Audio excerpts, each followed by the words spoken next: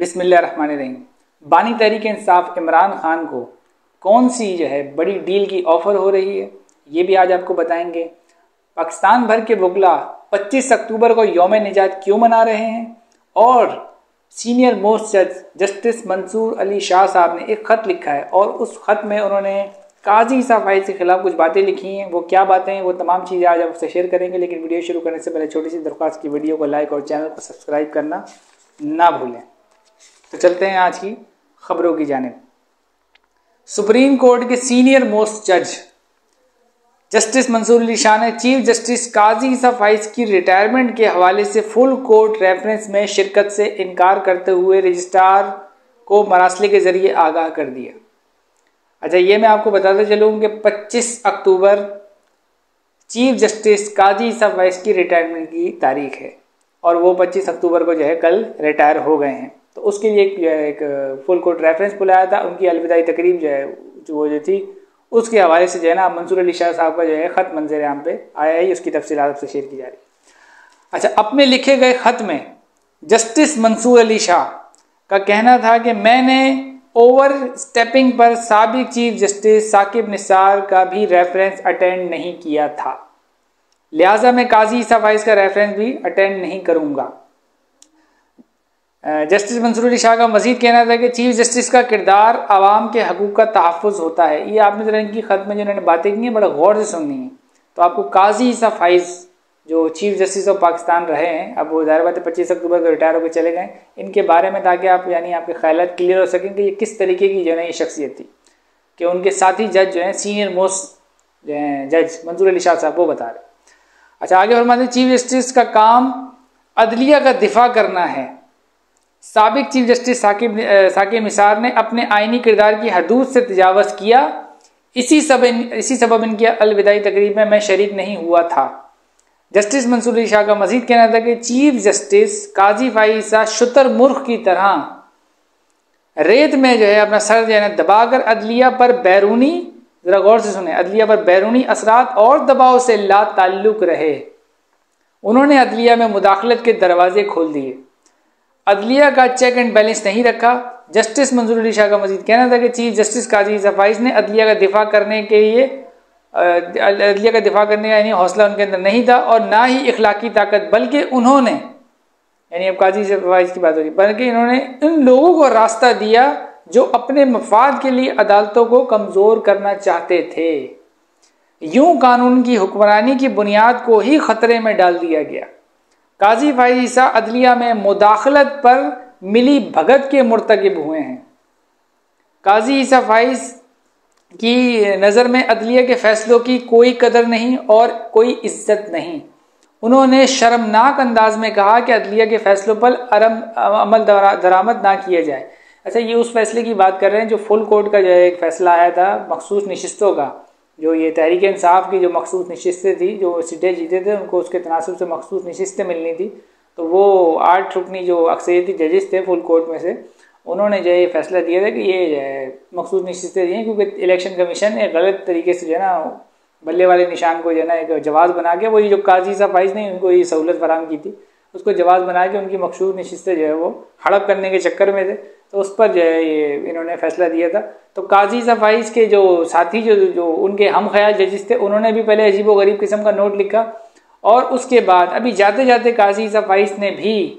इस बल्ले वाले पे केस का एक तो रिव्यू लगाया, उसकी मैं डिटेल आपसे बाद में शेयर करूंगा। लेकिन इन्होंने फिर इसी तरीके से पहले रिव्यू लगा के वो कहानी की और उसके बाद एक नोट भी अलग से लिखा कि जो 8 जो जजेस थे, जो अक्सरियत जजेस थे, जो आपसे ज़्यादा आपके जो हम ख्याल जो 5 जजेस थे उनसे ज़्यादा 8 जजेस, तो उनको बताया कि भाई उनका फैसला दुरुस्त नहीं है और उस पर कोई अमल ना करे। वही नोट की तरह जो इनके हम ख्याल अमीनुद्दीन और दीगर नईम अख्तर अफगान ने लिखा था कि कोई अमल ना करे तो कोई इसमें वो कोई बात नहीं, कबात नहीं। तो उसका जिक्र यह मंसूर अली शाह साहब कर रहे हैं कि कोर्ट के फैसले को, कोर्ट का जो चीफ जस्टिस ही था वही उसके फैसले की धज्जियाँ उड़ा रहा था और हुकूमत को दीगर इदारों को कह रहा था कि अगर इस पर अमल दरामद ना हो, इसको तो मानने की जरूरत ही नहीं, तो कोई फैसला ही नहीं है। तो ये हाल था इस जज का जो इस बड़े मनसब पर बैठा हुआ था, काजी ईसा फाइज। अच्छा, आगे फरमाया जस्टिस मंसूर अली शाह का मजीद कहना था कि काजी ईसा फाइज ने अपने साथी जजेस में तफरीक पैदा की, जिसके असरात अदलिया पर आगे भी रहेंगे। काजी ईसा फाइज कि अलविदाई रेफरेंस में शिरकत और ऐसे दौर का जश्न मनाना ये पैगाम देगा कि चीफ जस्टिस अपने इदारे को नीचा कर सकता है और इदारे को नीचा करने के बावजूद समझा जाएगा कि ऐसा चीफ जस्टिस अदलिया के लिए मौजिज़ खिदमतगार जो है ना रहा है। मैं ऐसे चीफ जस्टिस की अलविदाई रेफरेंस में शिरकत नहीं कर सकता। चीफ मंसूर अली शाह साहब का ये कहना था। तो बाहर से कोई तनकीद, बाहर से तो बहुत तनकीद हो रही है। और जो मैंने आपको बताया था कि वकला जो है आज 25 अक्टूबर को जो है उन्होंने यौम निजात बनाया है, तो वो यही खबर थी कि इन साहब के जो काजी साहब फाइज थे, जो अदलिया में जो ना, यानी आप ये समझ लें कि इफ्तिखार मोहम्मद चौधरी जो था, इफ्तिखार मोहम्मद चौधरी, उसने इनको जो है ना, इन्होंने आज जो है ना अपनी जो अलविदाई तकरीब थी 25 अक्टूबर को जो थी, उसमें इन्होंने वो भी कुछ तारीफ भी की थी कि मैं इफ्तिखार मोहम्मद चौधरी साहब का भी शुक्र जो है ना शुक्रिया अदा करना चाहता हूँ कि उन्होंने मुझे बलूचिस्तान में यानी हाई कोर्ट में चीफ जस्टिस लगाया था, उनका शुक्रिया। अब मैं ज़रा आपको इफ्तिखार चौधरी का जो है ना थोड़ा सा मुख्तसर जो है ना वो बता दूँ कि इफ्तिखार चौधरी के कुछ अच्छे काम भी है, ऐसी बात नहीं थी उनकी वजह जो है ना कि उनके सारे काम गलत थे, लेकिन जज हमेशा जो है ना बुग़्ज़ से साफ होता है, उसको फैसला इंसाफ की बुनियाद पे देना होता है, किसी से बुग़्ज़, अनाद और बाइस नहीं हो सकता जज। तो जो जज था इफ्तिखार मोहम्मद चौधरी, इसकी कहानी ये थी कि इसकी बहाली में बेनज़ीर मोहतरमा भी शामिल थी, वो बाद में वो शहीद हो गई, वो एक अलग मैटर था। तो ठीक है, उस पर उस वक्त जो हुकूमत आई थी उसकी भी कुछ गलतियाँ हो सकती हैं, लेकिन जज का काम ये नहीं होता कि किसी का बुग़्ज़ रख के जो है ना उसके मुताबिक जो है ना उससे इंतकाम लेने लगे। जज को हमेशा इंसाफ से ही काम लेना है और आइन और कानून के जो है ना मद्देनजर रख के इंसाफ देना होता है। लेकिन इफ्तिखार मोहम्मद चौधरी वो चीफ जस्टिस था उस दौर का कि इसने एक जमात जिसका नाम पाकिस्तान पीपल्स पार्टी है उसको टारगेट करना शुरू कर दिया था, क्योंकि वो अदलिया जब यानी इनकी गवर्नमेंट आ गई थी, पीपल्स पार्टी की गवर्नमेंट आ गई थी नून लीग के साथ मिलके, तो ये चाह रहे थे कि भाई जजेस बहाल हो, या उसमें थोड़ा सा इनका मसला चल रहा था, जजेस इस तरीके से बहाल नहीं हो रहे थे, वो फिर आगे जाके हो भी गए थे और चीफ जस्टिस ये दोबारा बन गए थे। तो इसको यानी इफ्तिखार मोहम्मद चौधरी साहब को जो है उनको ऐसा लगा कि पीपल्स पार्टी रुकावट बन रही थी, तो इन्होंने उसको टारगेट करना शुरू कर दिया था पीपल्स पार्टी को, और उनके खिलाफ यानी केसेस 100 मोटो लेना और धड़ाधड़ उनके खिलाफ, मतलब एक किस्म का 22 जो है ना उनके लिए शो कर रहे थे। तो पीपल्स पार्टी के लिए जज, तो अब उस जज की ये तारीफ कर रहा है काजी सफाई जैसा जज, तो इसके माइंडसेट को आप जो है ना अंदाजा लगा सकते हैं कि उसने भी एक जमात को टारगेट किया था, उसको नुकसान पहुंचाया था सियासी तौर पर, और एक जमात को फेवर किया था, मुस्लिम लीग नून को। उसी की यानी फैसले एक जमात के बिल्कुल खिलाफ आते थे और दूसरे के बिल्कुल हक में, हर फैसला इफ्तिखार मोहम्मद चौधरी, और जो केस उसके पास नहीं आता था वो उसको नोटिस लगा कर अपने पास जो है ना उसको उस पर जो है ना हेयरिंग करना शुरू कर देता था। तो उसी चीज़ के बारे में बताया जा रहा है कि यहाँ पे जो ये फरमा रहे हैं ना काजी साहब फाइज के बारे में, अपने जज, हालांकि पहले से नहीं, वो यहाँ पे अपने जो सीनियर मोस्ट जो चीफ जस्टिस बनने वाले थे वो फरमा रहे हैं। तो इन्होंने कहा कि भाई ये जो इनकी तमाम हरकतें रही हैं गैर जमहूरी किस्म की, अब मैं उसमें आपको चंद चीज़ें गिनवाता हूँ। ये तो मैंने आपको इफ्तिखार चौधरी के बारे में बता दी कि उन्होंने इनको तैनात किया, तो उनका शुक्र जो है ना शुक्रिया अदा ये कर रहे थे। तो जैसे उन्होंने एक जमात को टारगेट किया था, अब इन्होंने किसको किया वो मैं बताता हूँ। सबसे पहले इनका जो है ना बल्ले के निशान वाला केस, यानी चीफ जस्टिस नए नए बने, इनके पास आया सुप्रीम कोर्ट में एक केस बल्ले के निशान वाला तहरीक इंसाफ का, ठीक है। सुप्रीम कोर्ट में जब ये केस आया तो इससे पहले भी जब ये जज थे जो उस वक्त के उमर अता बंदयाल थे, जो इससे पहले चीफ जस्टिस थे, उन्होंने इनको उन केसेस को सुनने से जो है ना इनको मना किया था जो तहरीक इंसाफ से रिलेटेड हो, क्योंकि तहरीक इंसाफ के दौर में इन पर एक रेफरेंस आया था जो गलत था। हम भी इसको एक्सेप्ट करते हैं, वो रेफरेंस उनको नहीं करना चाहिए था, लेकिन वो तहरीक इंसाफ वाले जो है ना वो अभी भी कहते हैं और कुछ और भी जरा ये कहते हैं कि भाई वो तो एस्टेब्लिशमेंट ने जो है ना वो इनके खिलाफ रेफरेंस करवाया था इस तरीके से। तो यहाँ पे जो आगे जो ये मसला हुआ कि बल्ले के निशान वाला जब केस आया तो इलेक्शन कमीशन का साथ आज तक जो है ना इलेक्शन कमीशन के जो मामला हैं वो पूरी जो है ना कौम को दिख रहे हैं, अदलिया को दिख रहे हैं, इदारों को दिख रहे हैं, सबको दिख रहे हैं। यहाँ तक कि अभी भी मखसूस नशिस्तों का जो है फैसला दिया हुआ है उस पर 3 माह से ज्यादा हो गया, इलेक्शन कमीशन ने अमल दरामद नहीं किया। तो सबको जो है इलेक्शन कमीशन की नीयत साफ पता चल रही है कि वो किसके हाथों में खेल रहा है और उसकी नीयत क्या है। तो यहाँ पे चीफ जस्टिस ने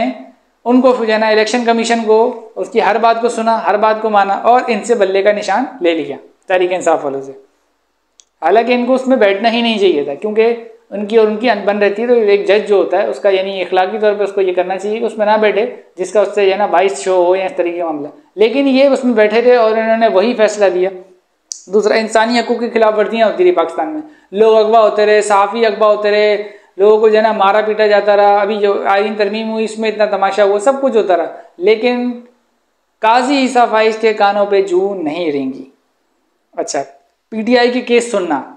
अब सबको पता था कि भाई इनका और उनका जो है ना किस्म का यानी वो तकरार वाला जो है हिसाब किताब है, रेफरेंस दायर हुआ है। खुद इनकी जो काजी ईसा फाइज की जो वाइफ हैं वो जब उस दौर में जब अदालतों से बाहर निकलती थी, उनको जो रेफरेंस हुआ पता, तो वो जो उस वक्त के जो प्राइम मिनिस्टर थे इमरान खान साहब, उनके बारे में बहुत कुछ बोलती रहती थी कि ये खुद सादिक और अमीन नहीं है, ऐसा वैसा। तो खैर वो यानी मैं समझाने के हिसाब से बता रहा हूँ कि वो इमरान खान था नहीं था वो मुझे नहीं पता, सादिक और अमीन। मैं सिर्फ ये बता रहा हूँ कि इससे ये जाहिर हो रहा था कि भाई इनका उससे बाइस्ट है जो ना, यानी ये एक किस्म के जो है इस मामले से इनको दूर रहना चाहिए था कि भाई सबको पता था कि ये उनके लिए फेयर फैसले नहीं दे सकते तहरीक इंसाफ के लिए। तो अब जब ये चीफ जस्टिस बन गए थे, ये अपने आप को उन केसेस से अलग रखते ताकि इनकी उंगलियां नहीं उठती। लेकिन इन्होंने वो केसेस अपने आगे लगाए, क्योंकि चीफ जस्टिस थे ना, वो सारे केसेस अपने आगे लगाए और किसी एक केस में भी मिसाल के तौर पर 10 केस होते हैं, एक मिसाल दे रहा हूँ, 10 केस होते हैं तो उसमें से 9 में एक जमात गलत हो सकती है, तो एक में तो सही होगी ना। लेकिन इन्होंने किसी एक केस में भी उनके हक में फैसला नहीं दिया, सारे उनके मुखालिफत में फैसले दिए। अच्छा, बल्ले का रिव्यू लगाना। अब जाते जाते भी जब ये जा रहे थे, मतलब इनका बाइस तो बुग़्ज़ इतना था इस जमात के खिलाफ जो अपोजिशन की जमात है तहरीक इंसाफ, जैसे मैंने बताया ना इफ्तिखार मोहम्मद चौधरी का इतना बुग़्ज़ था पीपल्स पार्टी के खिलाफ, तो वैसे ही इनका बाइस तो बुग़्ज़, क्योंकि उसी के चेले हैं ना, ये तो तारीफ भी कर रहे हैं उसकी, तो इनका बुग़्ज़ इतना था उस जमात के खिलाफ कि इन्होंने जाते हुए भी 63A का जो है ना क्या बोलते हैं केस लगाया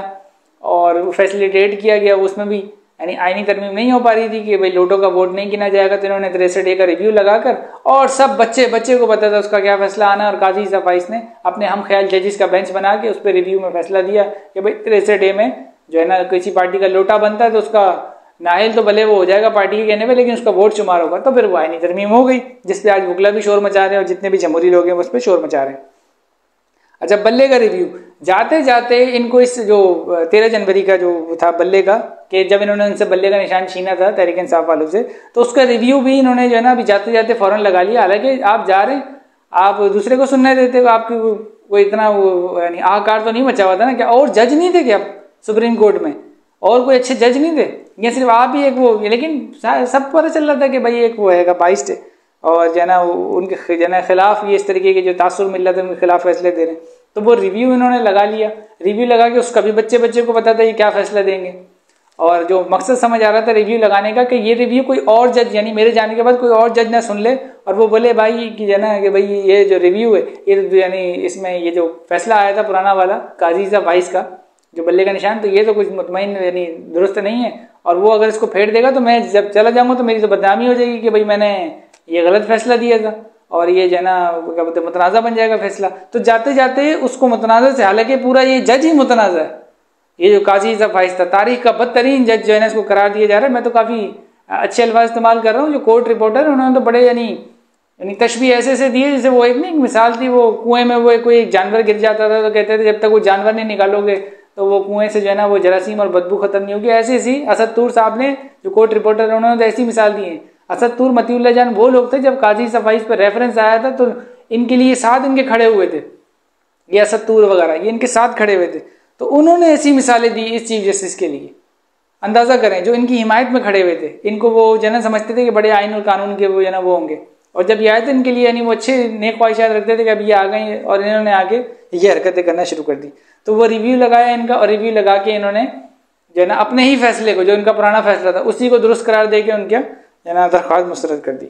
अच्छा, तीसरा मामला अपने जजिस पर जो है ना इन पे जो दबाव आया, मतलब इस्लामाबाद हाई कोर्ट हो गए, दूसरे जो है ना बलूचिस्तान हाई कोर्ट से इनको जो है ना बताया गया, वहाँ से एक इस्लामाबाद हाई कोर्ट के 6 जजेस ने जो है ना लेटर लिखा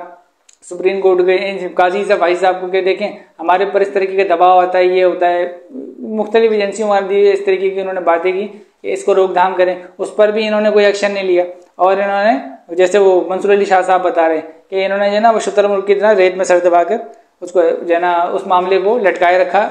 तो साफ पता चल रहा था इनका जो दौर था वो बदतरीन दौर था काजी ईसा फाइज का। इसी वजह से वकला ने यौम निजात मनाया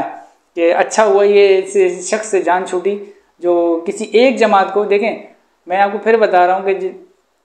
आपका तहरीक इंसाफ से क्या बुग़्ज़ था, क्या मामला था, आप उसको एक अलग जगह रखते, आपको इंसाफ पर मबनी फैसले देने चाहिए थे। तहरीक इंसाफ से आपकी क्या उन्होंने सही किया या गलत किया, ये मैं भी इस बहस में नहीं जा रहा कि उन्होंने आप पर रेफरेंस सही किया था गलत किया था जो भी, लेकिन आप जब जज बन गए तो आपकी जिम्मेदारी इंसाफ पर मबनी कानून और आइन के मुताबिक फैसले करने की थी,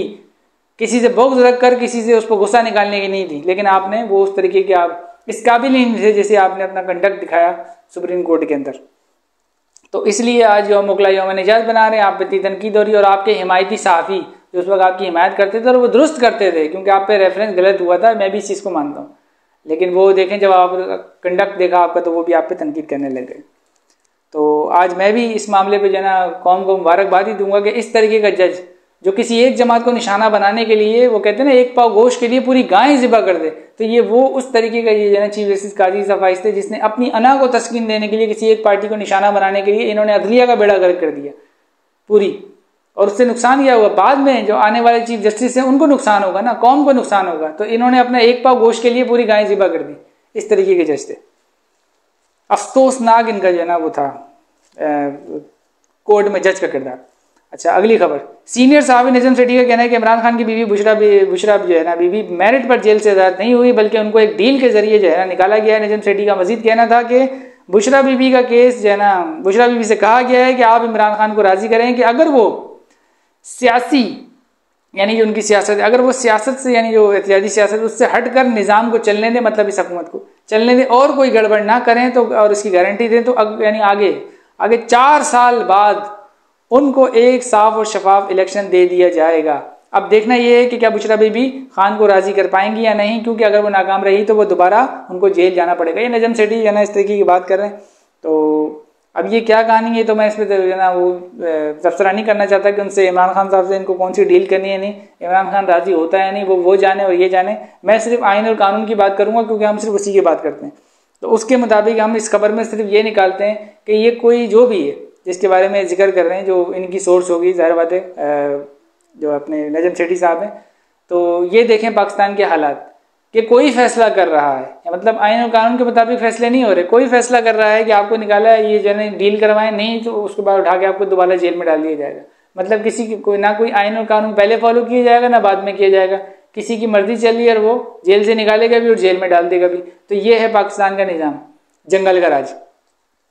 अच्छा, मुस्लिम लीग नून के कायद मियां मोहम्मद नवाज शरीफ नवंबर के पहले हफ्ते लंदन रवाना होने का जो है उन्होंने फैसला कर लिया है। तो इससे मुझे याद आया कि ये मुस्लिम लीग नून के जो कायद है नवाज शरीफ साहब, ये जब पाकिस्तान आए थे तो इनके भाई की हुकूमत भी आ गई थी, यानी PDM की हुकूमत आ गई थी और जो है ना वो रही, लेकिन ये नहीं आया। ये पाकिस्तान तब आया जब काजी यूसुफ फैज़ ने हल्फ उठा लिया था चीफ जस्टिस बनने का, ये पाकिस्तान आ गए। और आज इनका वो फेवरेट जज काजी यूसुफ फैज़ अपने अंजाम को पहुंचा। पाकिस्तान की यानी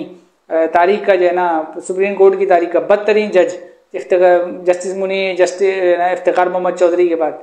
एक नया यानी कारनामा अंजाम देकर, और बदतरीन जज, अब लोग इनकी मिसालें दिया करेंगे, उनको तो भूल गए जैसे इन्होंने कारनामे अंजाम दिए। तो ऐसा जज जो है अब अपने अंजाम को पहुंचा। तो काजी सफाई इन जब ये हलफ उठाए थे इनके साथ, वो भी यहाँ पे पाकिस्तान में तशरीफ ले आए थे, अब ये जा रहे हैं, तो वो भी जो है ना नवाज शरीफ साहब भी अपने देश रवाना होने की तैयारी में। अच्छा, अगली खबर, सुप्रीम कोर्ट के नामजद चीफ जस्टिस जो आने वाले याहिया आफरीदी जो है ना, याहिया आफरीदी का कहना है कि काजी यूसुफ फैज़ की जो है अलविदाई तकरीबन को जो है खिताब करते हुए कहना था कि काजी यूसुफ फैज़ एहसासात रखने वाले इंसान है। जरा गौर से सुनें, एहसासात रखने वाले इंसान जो है ना इंसान है, अगर इनसे मुस्कुरा कर बात करेंगे तो इनके शाइस्ता जवाब से मानूस हो जाएंगे। अब यहां से आगे जो खबर है वो सुने, लेकिन अगर आप इनको तंग करेंगे तो गुस्से में इनकी बराबरी कोई नहीं कर सकता। ये बात बिल्कुल ठीक है कि जिस लेवल पे गिर के इन्होंने एक पार्टी से अपना बुग़्ज़ रख के जो है ना पूरे अपने एक पाव गोश्त के लिए पूरे आइन का बेड़ा गर्क किया, तो वाकई में इनका गुस्से इनकी कोई बराबरी नहीं कर सकता। इनका इतना गुस्सा, इतना बुग़्ज़ और इतना ईगो था कि इन्होंने ये सब किया आइन पाकिस्तान के साथ। अच्छा, वो कहते हैं कि वो कोई बराबरी नहीं कर सकता। काजी यूसुफ फैज़ से गुस्से के वक्त सिर्फ अल्लाह ही आपकी जो है ना मदद कर सकता है, यानी इस तरीके के जो है ना ये इंसान है। ये अगले जो चीज़ ये वो लेटर मूड में बात कर रहे थे, लेकिन मेरे लिए इंपॉर्टेंट बात थी, और इस पर काजी यूसुफ फैज़ जो है धीमी धीमी उसमें मुस्कुरा भी रहे थे।